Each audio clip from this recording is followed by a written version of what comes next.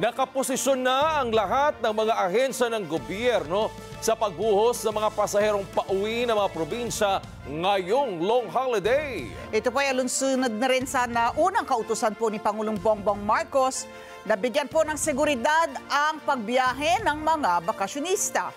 Nauna nang nagpaalala si PBBM sa mga motorista, gayon din sa mga biyahero, maging kalmado, iwasang maging mainit ang ulo, sumunod sa batas trapiko para maiwasan ang mga road rage incident.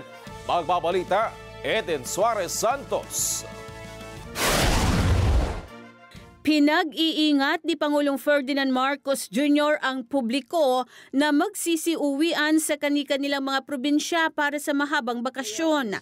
Sinabi ng Pangulo na tiyak na may kanya-kanyang lakad ang mga ito kasama ang kanilang mga mahal sa buhay. Libo-libo ang mga kababayan natin ang nagsimula ng bumiyahe bago pa man ang long weekend. Una rito, idineklara ng Malacanang na regular holiday ang April 17 at 18, habang special non-working holiday ang April 19, 2025. Kaya ang mensahe ko ngayon sa inyong lahat ay pag-iingat. Anya, nauunawaan niya na kung minsan ay nakakainit ng ulo ang mga traffic at mga hindi sumusunod sa batas trapiko, subalit pagbigyan na lang ang mga ito at huwag nang patulan.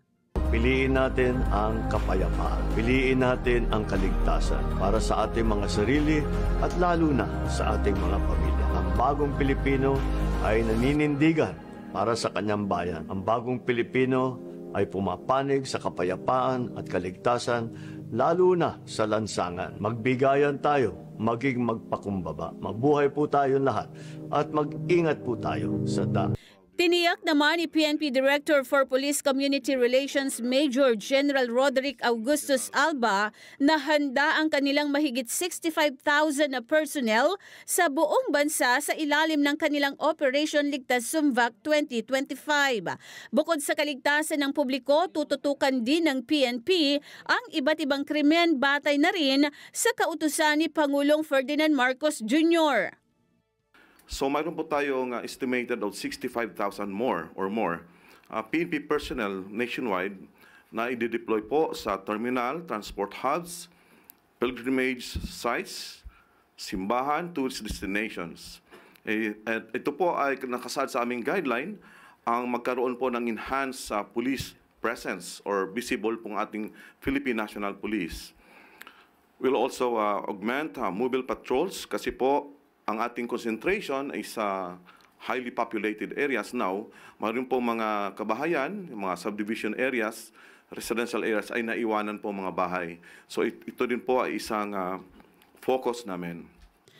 Sa panig naman ng Philippine Coast Guard ay mahigpit na ipinagbabawal ang overloading sa mga barko at shipping vessels. Sinabi ni Coast Guard Deputy Spokesperson Commander Michael Jan Encina na nag-deploy sila ng 17,000 na Coast Guard personnel upang magsagawa ng inspeksyon sa mga bumibiyahe at maging sa mga resorts.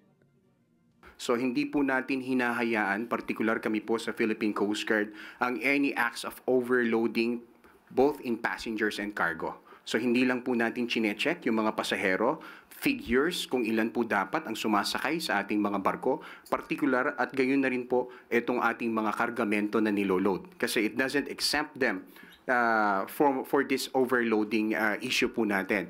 Samantala, mahigpit ding babantayan ang mga vital installation gaya ng power plants, communication infrastructure, transportation terminals at iba pa. Eden Santos para sa Mata ng Agila. Matatag, matapag, matapat.